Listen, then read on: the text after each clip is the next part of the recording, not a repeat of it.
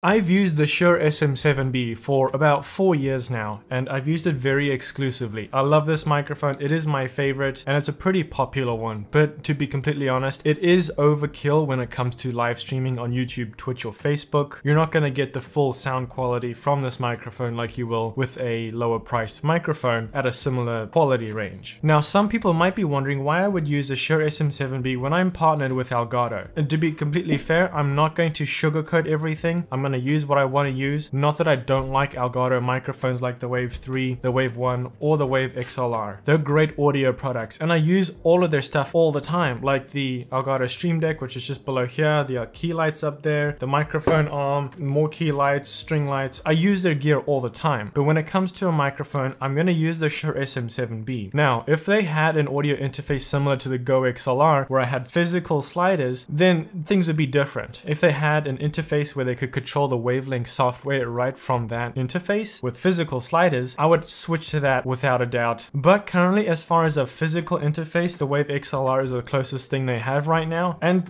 if it's Elgato, I wouldn't be surprised if they're working on something where you can use physical sliders to control your audio software in wavelength. But I can't promise that either because I don't know for sure. But you know, it's Elgato. Now I also have to record both of these audio devices separately because you can't connect more than one at a time to Wavelink, which I'm pretty sure they're working on an update to that as well. So here's how I'm going to set everything up. I've got the Wave 3 microphone, which we're going to compare to the SHURE SM7B. Now, to make sure that there's no other common denominators that are causing issues or maybe a discrepancy in audio quality, I'm going to use the Wave XLR. So I can use the same audio software like the Wavelink software. The microphone goes into the Wave XLR and then into the Wavelink software and then into OBS Studio. That way, the only difference that you can find in this whole setup are the microphones themselves, so that you can determine which is better based on the exact same setup. I am going to preface this that the SHURE SM7B is going to sound a little better than the Elgato Wave 3 microphone because this is just a $400 microphone as opposed to $130 if I remember correctly. And in addition, the SHURE SM7B has a built-in wind guard, so you're not going to hear all those loud P's and T and S sounds. With the Elgato Wave 3, it comes without one, but you can buy extra attachments to put on the front of the microphone so you don't have those plosive sounds in the microphone. Now, the reason why I'm doing these microphones as a comparison is because a member in the community asked for it, and I thought it was a great idea alongside all of my other great ideas that I come up with. Actually, I've made some bad choices. But when I do come up with a good idea, usually it's because I've partnered up with Elgato. Shameless plug. Now, when I connect the Wave XLR and the Wave 3 microphone to the Wavelink software on whatever computer I'm using, my laptop in this case, I've set it all up so that we don't have to waste time in this video. But if you want to learn how to set up these microphones or audio interfaces with the Wavelink software, I have a video in the top right in the cards on start to finish on how to set up Wavelink software, but also how to add VSTs or audio filters, sound effects, or just how to make it sound better. And by the way, I am giving away a $3,000 Asus ZenBook Pro Duo laptop with the RTX 3070. It's a really powerful laptop. If you're interested, come visit Twitch, link is down below. We're giving it away right now. There's not a lot of time left, so hurry while you can. Okay, so what you're listening to right now is the Elgato Wave 3 microphone with no audio effects, playing right out of the microphone. I haven't done anything to this to make it sound better, and there's no noise gate, as you can tell if I stop talking. You can still hear the room, so great.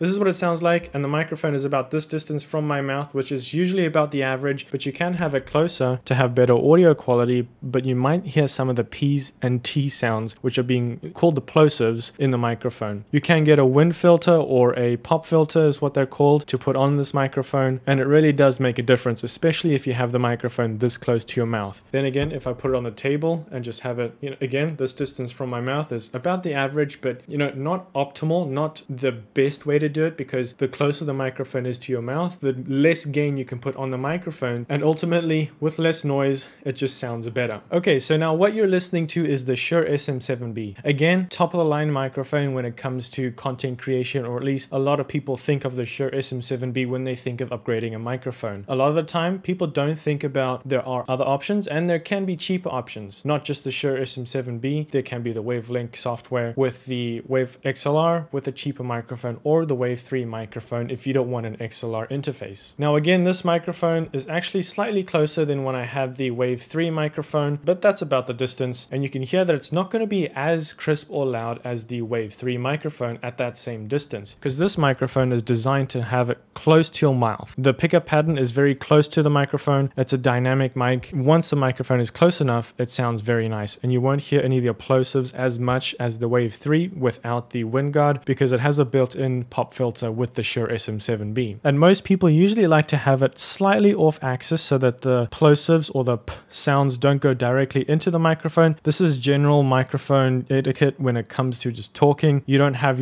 your air goes straight into the microphone. So at a slight off axis, it sounds really good, and I'm going to show you what that sounds like again with the Wave 3. Now, if you have the Elgato Wave mic off axis but close to your mouth, it's going to sound really good. And even without a wind filter, you're not going to hear the plosives or p sounds in your microphone because the wind isn't going directly into the microphone. These audios sound very similar when you bring them both microphones close to your mouth. It's hard to gauge the difference if you're watching on YouTube because of YouTube's compression, as well as Twitch or Facebook, YouTube, whenever you're streaming. The compression is just not going to make you be able to hear that difference between a SHURE SM7B microphone and an Elgato Wave mic. Not to mention the Elgato Wave mic is $130-ish right off the bat, and it's plug and play. With the SHURE SM7B, you've still got to buy the cable, you've got to buy the audio interface, so it's not just going to be $400 for the mic, it's going to be $400 plus when you get extra gear for that microphone to actually be able to use it. With the Wave 3, Wave 1, or the Wave XLR, you've already got it all.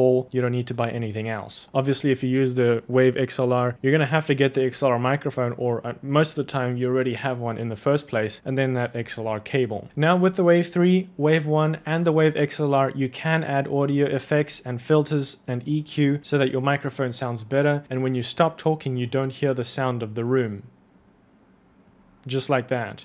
I have a full video on how to set up VSTs and filters and how to set up the Wavelink software. Link is in the top right in the cards. So this is what it sounds like with the Elgato Wave mic off axis from my microphone and pretty close. And this is the SHURE SM7B off axis, also close to my mouth so that you can hear it nice and clear. And then again, the Wave 3 microphone going into the Wavelink software, exactly the same, just a different microphone. And then the SHURE SM7B, again going into the Wavelink software without any audio effects, and basically the only change is the microphone itself. So a very straightforward video comparing these two microphones. If you want to learn more about the SHURE SM7B and maybe some other options for your microphone setup, or just other options on what microphones you can use, I do have some videos in the top right in the cards. There's a bunch more resources on this channel when it comes to microphones, how to make your stream look better, and just be a better content creator in general. I also have a full video review on the Wave XLR right when it was released last year. I bought it with my own money, so if you're interested, I'll link that in the top right in the cards as well. And if you enjoyed, obviously you did, please leave a like, that'd be appreciated. You made it this far in the video, thank you so much. If you did make it this far, type in the comments cookie and I'll give you a chocolate chip cookie. That's really about it. It's just so that YouTube will recommend the video, because it hasn't been doing that recently. Thanks so much for watching the video, I appreciate it. I'll see you next time, but until then, make something great.